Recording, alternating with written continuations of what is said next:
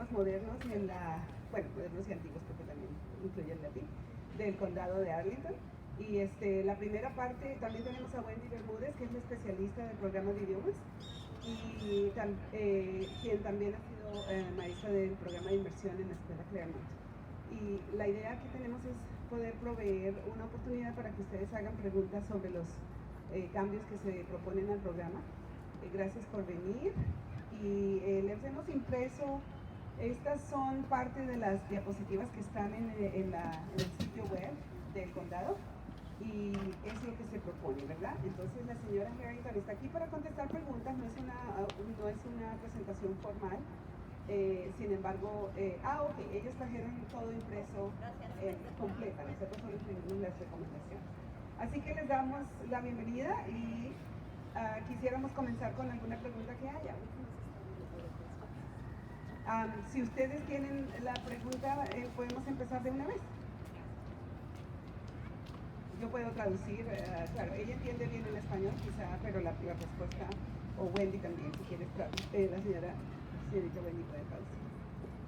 Okay. También tenemos padres que han mandado preguntas por email, entonces esa es otra, también vamos a empezar por ahí. Bienvenida, welcome. Bienvenidos y gracias por venir. Entiendo más el español que lo hablo, intento de hablar español. Y bueno, tenemos Wendy y otros que pueden también contestar en español. Hay una pregunta que está aquí que dice: How will APS manage the staff, full and assistant teachers needed for the 80-20 Immersion program? No sé lo que saben ustedes, pero tenemos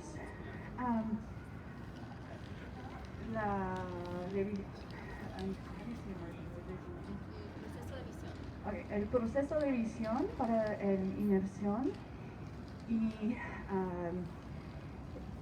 estamos trabajando desde junio con un grupo que se llama Task Force, y el Task Force decidió que vamos a ir de un Immersion partial immersion, parcial, hasta lo que se llama un Immersion completo. Y el Immersion parcial es cuando los hijos tienen 50% del día de instrucción en inglés y 50% en español. Y el Immersión completa es mover a 80% del día en el kinder, el primero y el segundo grado en español, y 20% en inglés. 20% es como una hora al día, y en el tercer grado tienen 70% del día en español y 30% en inglés, y el cuarto y el quinto grado tienen 50% en inglés y 50% en español. Y para los maestras, ¿cómo vamos a...? Hay una diapositiva en el programa que tienen que dice, en el página...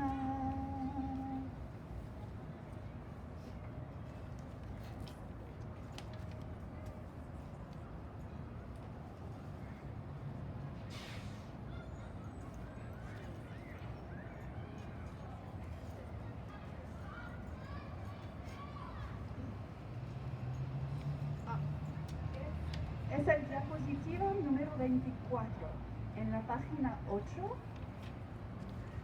y dice que en el primer año vamos a tener un año en que tenemos el plano, el planificación, y la diapositiva número 24 dice que en el primer año en que vamos a empezar depende de cuántos depende de cuántos maestros ya hablan español. Por ejemplo, en Claremont y en Key, es posible que de las 4 maestras o maestros que están en el kinder hablan los 2 idiomas. Es posible, no sé. Pero si los maestros hablan solamente inglés para dos maestros y 2 maestros hablan español, necesitamos maestros para el kinder que son bilingües. Entonces, los maestros en el kinder que enseñan el inglés solamente que no son bilingües, esos maestros, 2 por cada escuela, van a mover hasta otro grado o posiblemente a una otra escuela. Y hace unos años, para que sepan que cada vez tenemos un lugar para los enseñantes, maestros, gracias, en APS. Does that work? Entonces en diapositiva dice,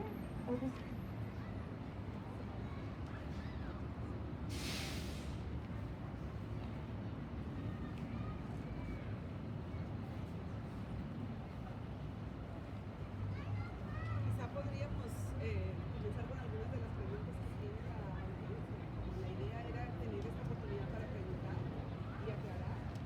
Sí, yo tengo una pregunta. Sí, por favor. Aquí por lo poco que he leído, como que van a empezar ahorita o van a empezar con Claremont con toda la escuela. las 2 escuelas vamos a empezar con el kinder y el primer grado en el otoño de 23. No agosto, sino el siguiente. Tenemos otras preguntas también. Okay.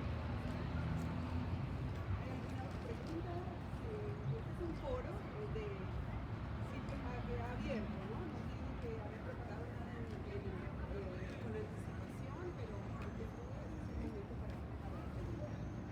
Yo tengo otra pregunta. Sí, claro, estamos aquí para Yo no sé cómo están los otros padres. Mi hijo está bastante bien con su inglés, pero por lo menos de los padres que hablamos el español solamente en casa, a mí me parece magnífico, me gusta que lo estén moviendo, porque eso quiere decir que los niños van a aprender más español, estoy hablando muy rápido. No, no entiendo. Entonces, pero sí me surge una pequeña duda, ¿cómo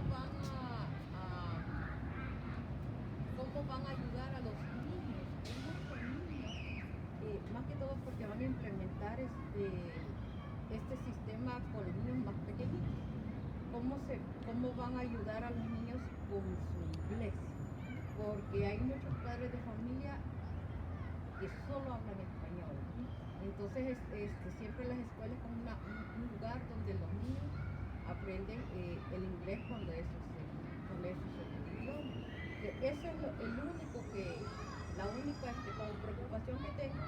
Como le digo, mi hijo le está bien en otros idiomas, pero sí yo conozco muchos niños que tienen ese problema. ¿Todos escucharon la pregunta? Gracias. La pregunta, ¿está bien que le repita? En resumen es para los niños cuyos padres solamente hablan en español, sabiendo que la escuela es donde ellos empiezan a aprender el inglés. Entonces, ¿cómo va a funcionar eso si los niños van a tener mucho más español durante el kinder y el primero que inglés? ¿No? Y en el caso de ella siente que su hijo está bien en los 2 idiomas, pero ¿qué pasa en las familias donde solo se habla el español? Sí.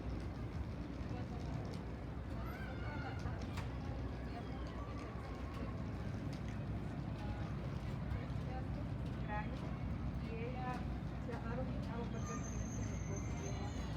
Entonces creo que nosotros como papás, nuestra habilidad sería, si nosotros sabemos el español, inculcarlos más y el inglés, ellos lo están captando bastante bien y Entonces, para mí, los dos idiomas están perfectos para ella y ella lo sabe explicar y lo sabe traducirlo. Cuando uno le dice traduce, ponerlo en español, ella lo traduce pues como que ya tuviera unos 4 años de la escuela. Bueno, muchas gracias por dejarnos saber. Entonces, la respuesta. Yo puedo mandar a la señora, perdón, una diapositiva. Creí que estaba en esos recursos y no está. Pero yo quiero que Wendy conteste a esta pregunta porque su español es muchísimo mejor que el mío.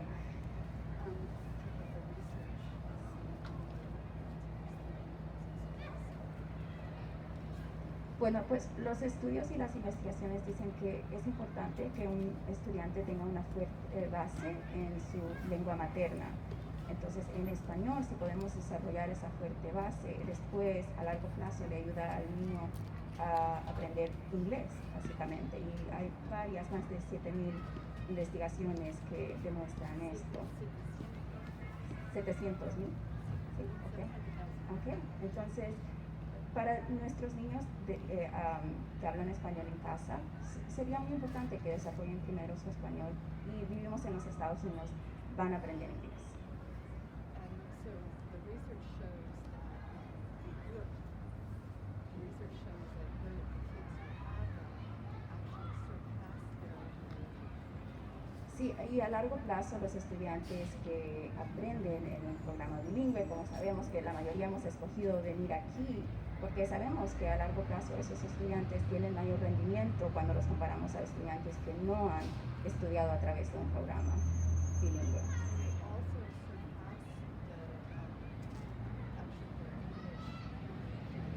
Sí, y los estudiantes que solamente han estado, estos estudiantes tienen mayor rendimiento cuando los comparamos a los estudiantes que han estado aprendiendo solamente en inglés.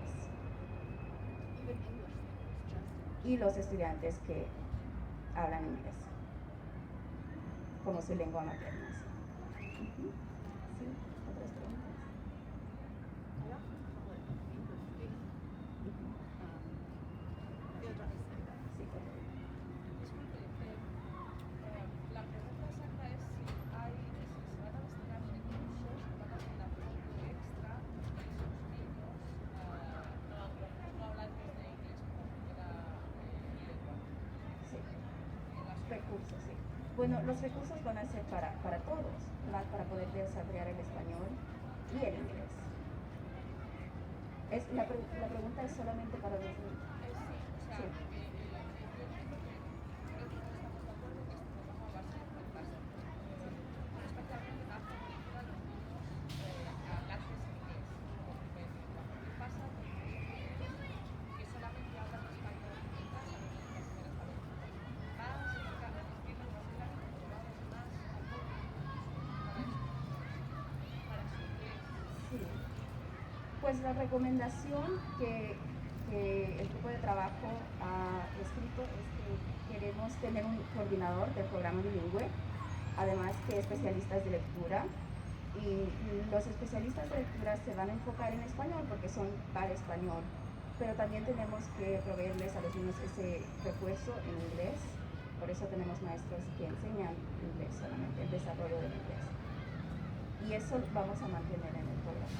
So if the 20%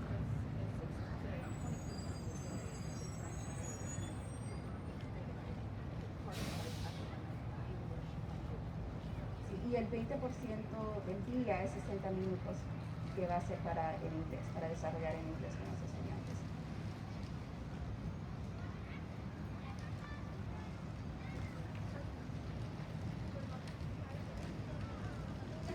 Una cosa que a mí me preocupa como padre es si hacemos el 80-20 y nos quedamos 50-50 con los recursos en español para los profesores que dicen, porque es mucho más difícil estando aquí en los Estados Unidos encontrar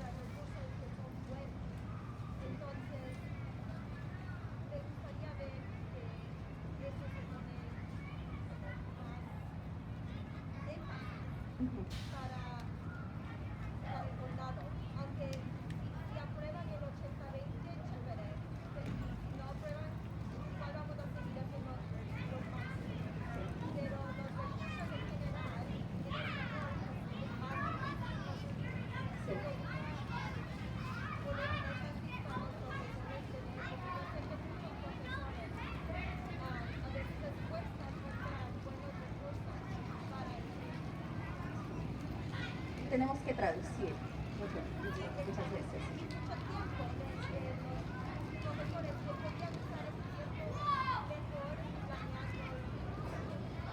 Eso es parte de una de las recomendaciones, que es encontrar recursos en español que el condado provea encontrar esos recursos para que este programa funcione. Si no tenemos eso, pues no vamos a ser exitosos.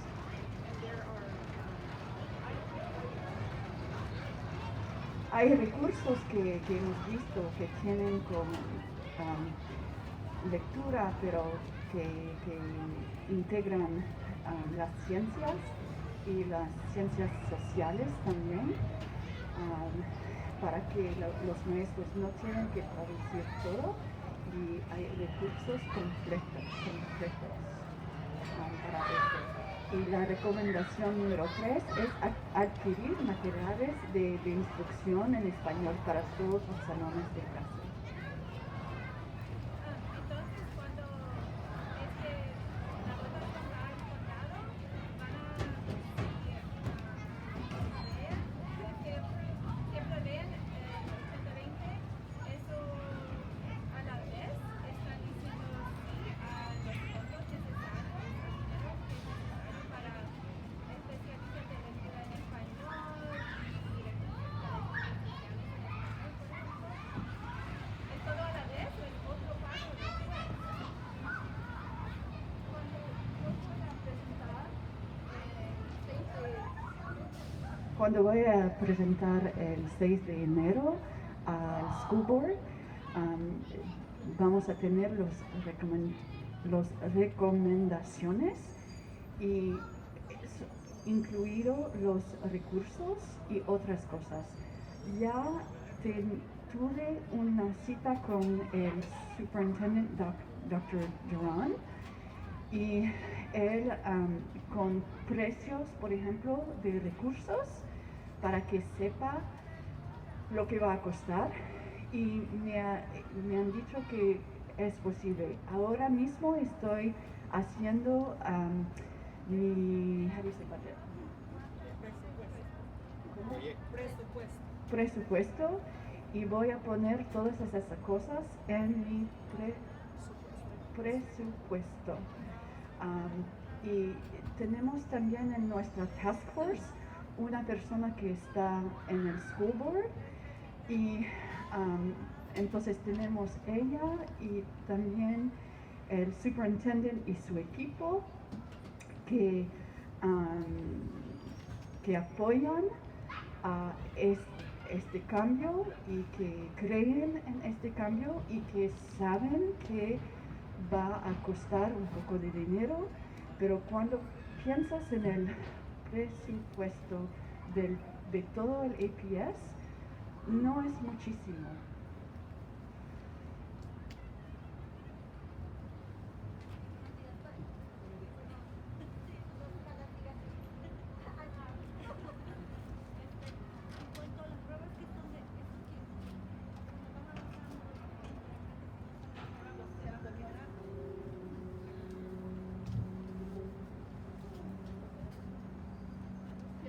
El cable no alcanza. De repente, en cuanto a las pruebas, eso aquí, que los niños se van retrasando cuando el idioma inglés no está muy fortalecido desde el inicio, ¿en qué van a tener algún mecanismo de ayuda para los niños, especialmente latinos, que se van retrasando? Y en caso alguna familia decida mudarse, ¿qué va a pasar en otra escuela que no tiene inglés, digamos, tan fluido que necesitaría para otra escuela?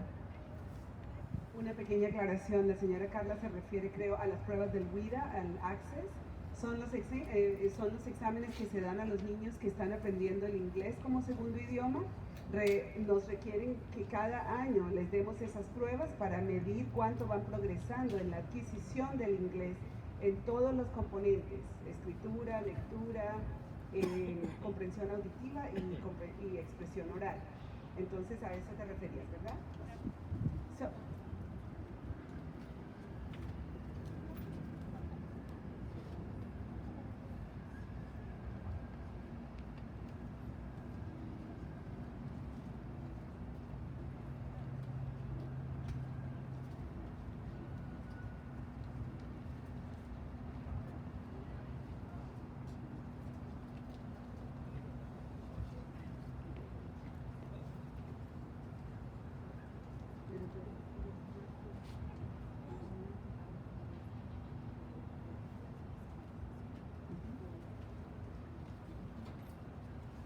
La señora Harrington explica que, bueno, nosotros tenemos, ustedes si no están informados sobre esto, Arlington entró en un acuerdo con el Departamento de Justicia para asegurar que los niños que están aprendiendo el inglés como segundo idioma reciben un mínimo de instrucción designada específicamente para ellos. Ese acuerdo al que se llegó se obedeció a una querella que puso una familia de una de las escuelas intermedias. Entonces, desde que llegamos a ese acuerdo, por obligación nosotros tenemos que darle a los niños periodos de inglés como segundo idioma, y esos periodos varían según el nivel del vida de los niños, ¿no? Entonces, mínimo ellos deben recibir 2 periodos de desarrollo del idioma cuando están en los niveles 1 o 2. Eso es además del inglés que reciben dentro de la clase, ¿verdad? O sea que es o dentro de la clase o se les saca para darle instrucción específica según su desarrollo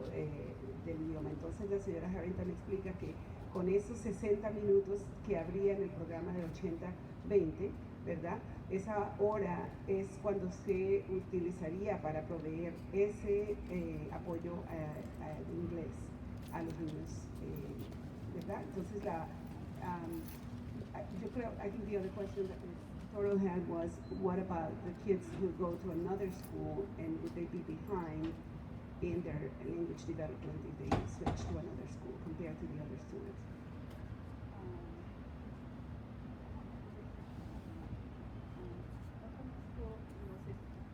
No conozco los estudios en pero lo que sé es,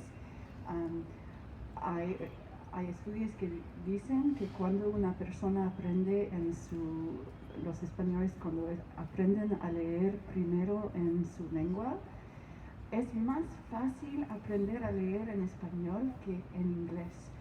Y cuando ya, se llama en inglés breaking the code.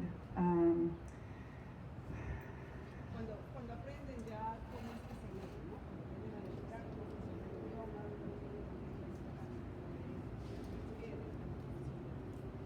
Sí, se transfiere. Entonces, el apoyo que tienen en español, en el aprendizaje de leer, de lectura, todo va a apoyar cuando aprenden a leer en inglés. Por ejemplo, bueno, es mi historia personal, pero yo crecí en Francia y aprendí a leer en francés antes de aprender en inglés porque viví en Francia y no había nadie que habla inglés excepto mi familia. Y regresé a los Estados Unidos para el 3er grado y aprendí a leer en inglés porque ya ya sabía cómo leer. Y es la razón que digo breaking the code, es aprender a leer. Y los estudios dicen que cuando los hispanohablantes aprenden primero en su lenguaje natal, se dice así, es mejor, y esos estudios son de más de 700,000 de estudiantes.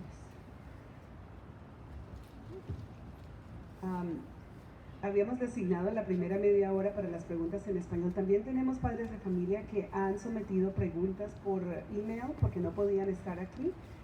Algunas de las preguntas están entre esos papeles que están allí. Lo que le he pedido a la señora Harrington es que nosotros les demos las preguntas también y que pongan las preguntas y respuestas en el sitio web para que las familias que no han podido participar vean esas respuestas también. Sí,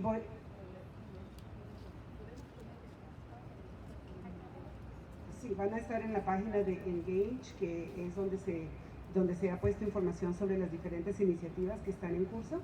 Entonces, como dijimos que a las 9 comenzábamos la sesión en inglés, quisiéramos ver si hay una última pregunta entre la comunidad para hacerla en español, y si no, entonces vamos a proceder con las preguntas en inglés también. Sí, señor.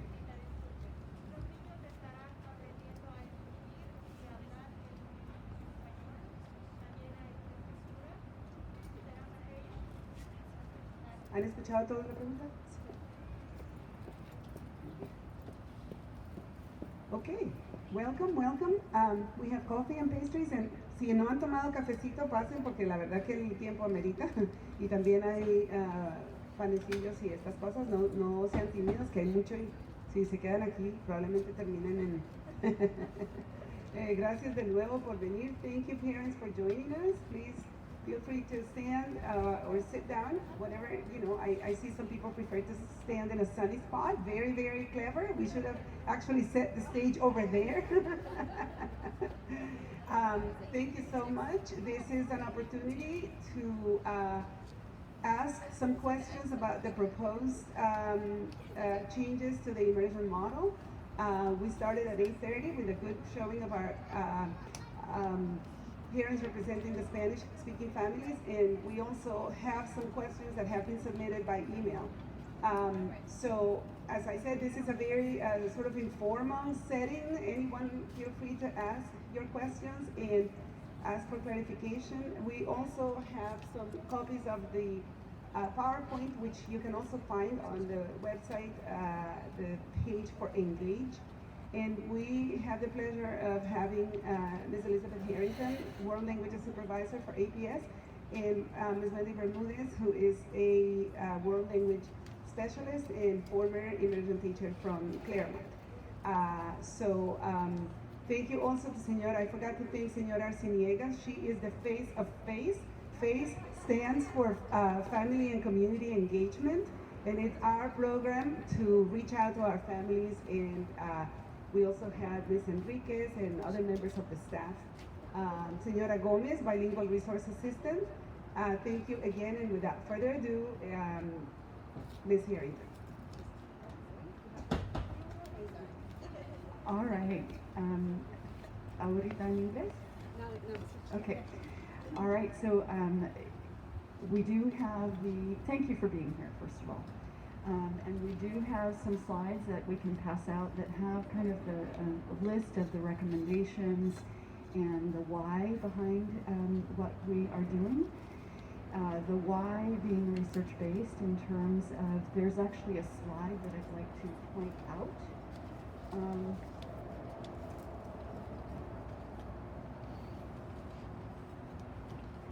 My fingers are not working because they're cold, sorry.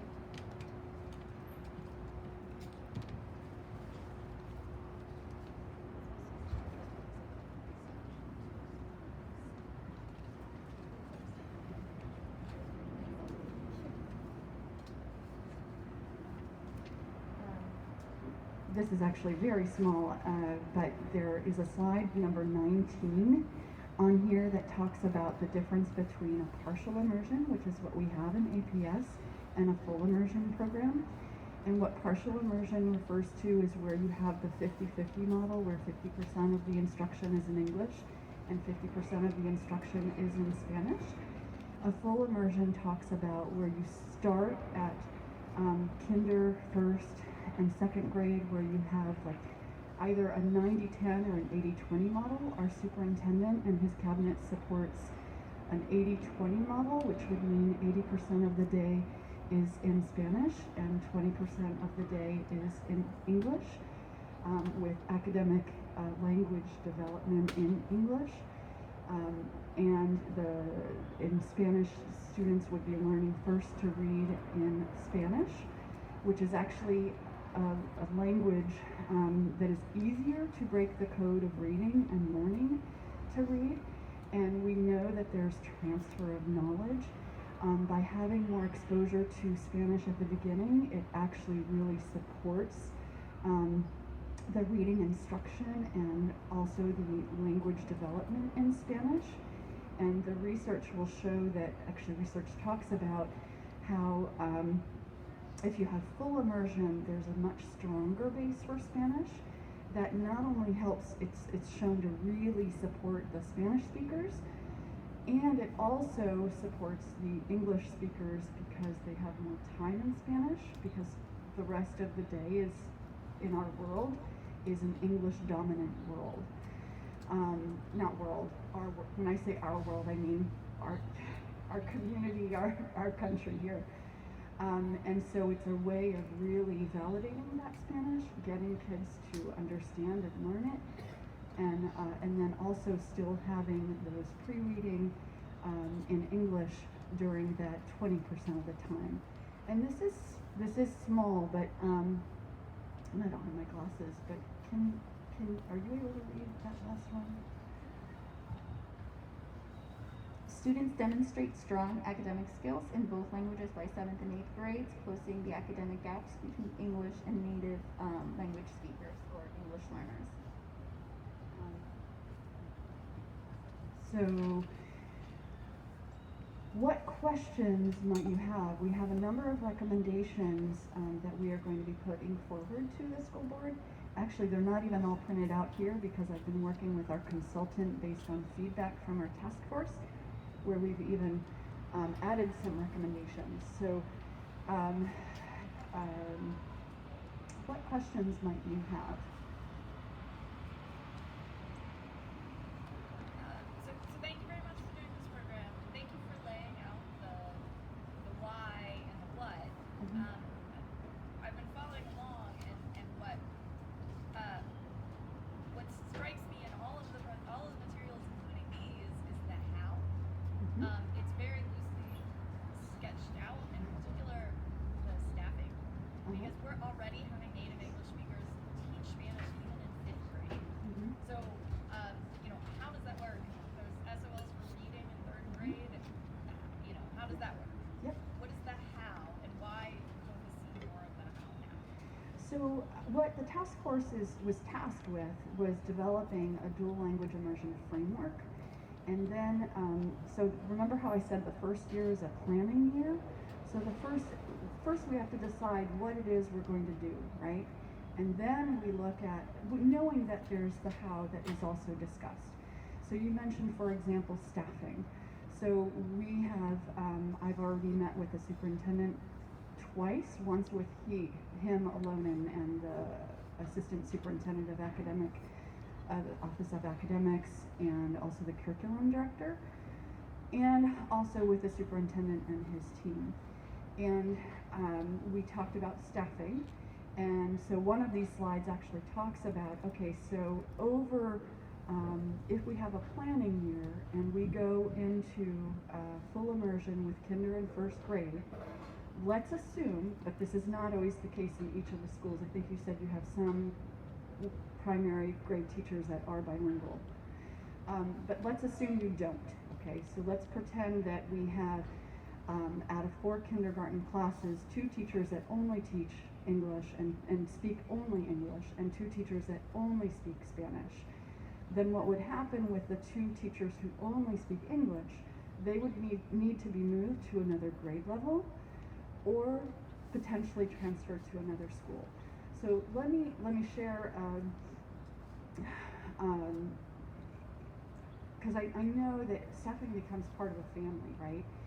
I know that in working with staffing, through attrition, through retirements, people moving, you are typically able to place people, oftentimes even within their own school. So I'll give an example. 2 years ago, the board decided to eliminate our FLES program. FLES is foreign language at the elementary school, and we had 47 teachers that we needed to place.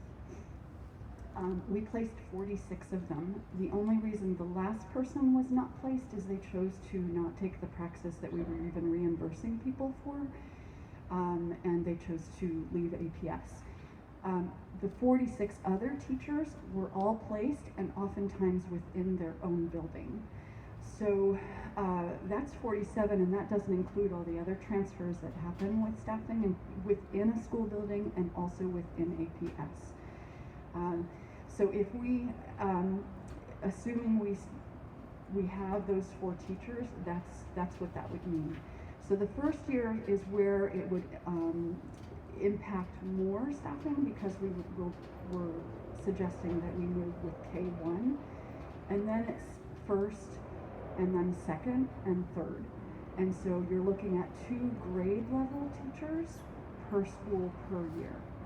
I appreciate that. I'm more worried about the hiring side because that's the part, again, we have native English speakers from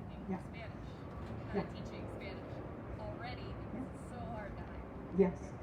So, for example, I know that when we did our new teacher training, I saw that both Marlene and Jessica hired, even though they were teaching on the English side, hired bilingual people. We also talked about with the superintendent about changing. There is actually a policy and a PIP on staffing, and we're already working with the superintendent on changing some wording on a PIP to allow when you're needing to. The PIP says you can maintain one teacher for every 19 as an exception when staffing happens. And what we're looking at is I said to the superintendent, we're going to need an exception to that PIP because you can't, if you have to have somebody teaching in Spanish, you can't be forced to keep a member who doesn't speak Spanish to teach in Spanish, if that makes sense. So we're looking at that. We're looking at changing some PIPs because that can be changed by superintendent. Policies have to be changed by a school board. Does that answer that question? You also asked about other hows. Were there other things on your mind? So I appreciate that the policies can be changed, but the people cannot be, whipped into existence. I see. We pay less than the Yes. district for bilingual, certified teachers. We've had, it's my understanding that it's difficult to hire exactly these people. And I appreciate that a lot of the details you worry about after you make big decisions, but if you make big decisions that are impossible because of the details, then that's the problem. And that's, I think, the concern. I think when you're talking about 4 teachers, which is what we talked about, 4 teachers at Each so in the first year. So 8 teachers. In all of my years, I've been doing this for a long time, and I've actually been also a principal of a dual language immersion school. And in all of my years, we've been able to find people. So when you know ahead of time, we have. I mean. Yeah, but I mean, it's national news that there's a shortage of teachers. Yes. And it's my understanding that exactly what we are looking for, we have had problems finding. So, I mean, Are you asking if we're asking the school board to pay new teachers? yeah, I mean, are we going to have pay parity? Are we going to start actually paying people for the extra education that they have to be bilingual teachers? Are we, what is the plan of being like, we hope it's going to work out? Doesn't seem like a plan. At the end, just to compliment this, you already so this is decided and this is coming. But it seems like it, but the thing is that teachers they have to be there. Because if not, it doesn't make sense, all this discussion. So the teachers with the appropriate, they have to be there, they have to exist. And they have to be hired in time for the program to be able to achieve the goals that you have mentioned and explained. Maybe you could talk Yes, about ma'am. timeline as well. So I think that So one of the recommendations. One of the recommendations that has been added as I'm working with the consultant is one of the recommendations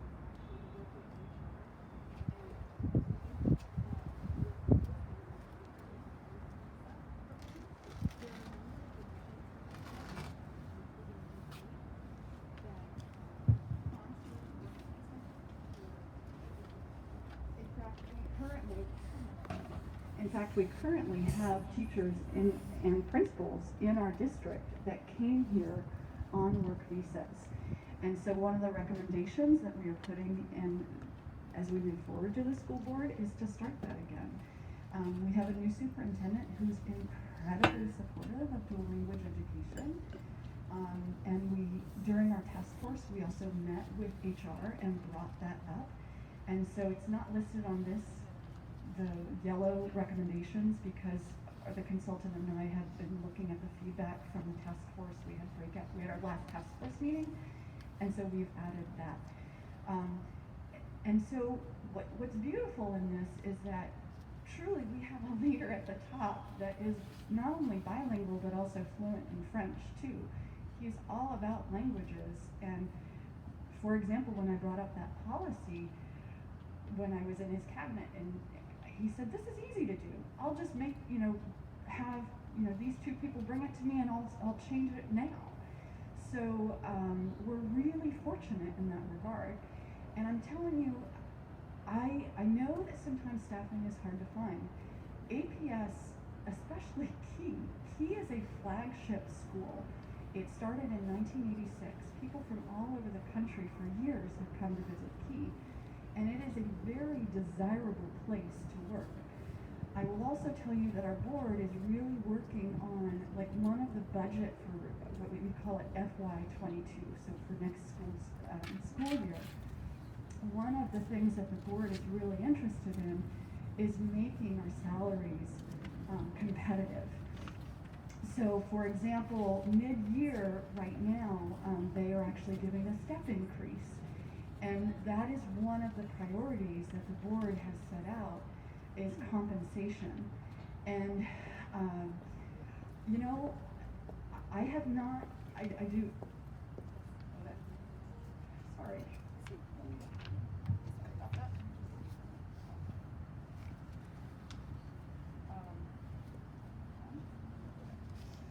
So I guess I am not as worried about finding 8 teachers. I've done this before. We have always been able to fill the spots, and there are a lot of bilingual people because of where we live. There are a lot of places nationally that are really struggling to find language teachers, and we are really lucky in terms of our placement. That's one of the things I love about this area. As I walk out of my house and walk to Starbucks, I hear 5 different languages in a 5-minute walk. I have a question. So all of the recommendations being put forward, when they are presented to the school board, is it an up or down, take all, or could they potentially say we would like recommendation 1, 6, 55? Is it an up or down, or is it pick and choose? So what we did yesterday after the task force, our last meeting, one of the things was let's rate the recommendations, and I made the mistake of putting them all there, but really it was about financial piece. And so if, for example, we have fund a DLI, dual language immersion coordinator, right? We have fund 1 reading specialist at each of the elementary schools. We have fund and support professional learning. We have fund materials for core materials. We have fund assessments. And so those, what I did, I need to look at it this morning as soon as I'm done with this meeting, look at ranking them so that if the board says we can allocate this much and we can't allocate this, so what might we phase in? So for example, because we're not upsetting the apple cart with this change, and it's 2 grade levels and then 1, we've already looked at what would the funding be for those resources. Like, we got several quotes from different companies, and so I've already shared that with the superintendent. And again, when you, like, the first year it would be about $80,000, and then it's like 40 something. And when you think about APS's budget, and you think about the board and their superintendent are really focused on literacy and numeracy, so literacy and math, that's what we do, right? So literacy would be in Spanish, so it would be part of that, and it's one of the board priorities. And again, when you think about the overall APS budget, $80,000 is not a lot of money. Where we might end up having more discussion is, can we fund a dual language immersion coordinator? Can we fund the 2 reading specialists? I would argue that those two positions are vital. There has been talk about, well, we don't want any more centrally located personnel. And yet, a dual language immersion coordinator would be that, because they would be supporting 4 schools. And if we grow, one of the recommendations is that we expand options. If we grow, that would have to come kind of grassroots level, but maybe we even have a third elementary school. And we all know that due to size and capacity, we had to reduce our kindergarten classes to 4 at each school, because all of the other schools, when we built new elementary schools, got relief, right? In terms of school, people going to different schools. Our option schools did not. And so that was really important for managing a school. We got moved to a smaller building. Right. So provide them to a school that's half. You're right, and Claremont also, they were beyond capacity. And when you think about class sizes, it's how many do you fit into a cafeteria? How many lunches do you have to have? How many gyms do you have? And so those changes needed to happen. And it also means that there are less kindergartners. So the task force has come up with, okay, let's look at expanding to a third site. Sorry. Oh, sorry. Can we just circle back to the question, which Yes. was, will the school board vote up and down for all the recommendations? I don't know. I'm Okay. going to present that there will be school board discussions. So what we're doing is, in preparation for, in case they don't, we have ranked what is most important. But I don't have a way of knowing that, because I I'm. just don't know how this is Ultimately, they will decide, we will approve all or X, Y, and Z recommendations. Well, and there's like So that's the theoretical budget. recommendation. So remember, there are two things. The school board, all the school board has to approve. And the reason we go in front of the school board is there's a policy that states if you change a program, a primary program, that has to be board approved. The rest of it is budget, and that ultimately is approved by the school board as well.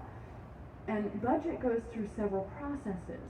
So that's where we rank, and I'm working on my zero-based budget right now. That's due Tuesday. And I'm putting things in place, but that's voted on later. So the January 6th meeting, really they'll be informed. I'm gonna wanna let them know, hey, this is coming. These are expenses that are associated with it. But really, January 6th, the only reason we have to go in front of the board is because it's a programmatic change at a primary level. The 80/20 will then just be. But they can vote on whatever they They can can. say, like, the policy is 80/20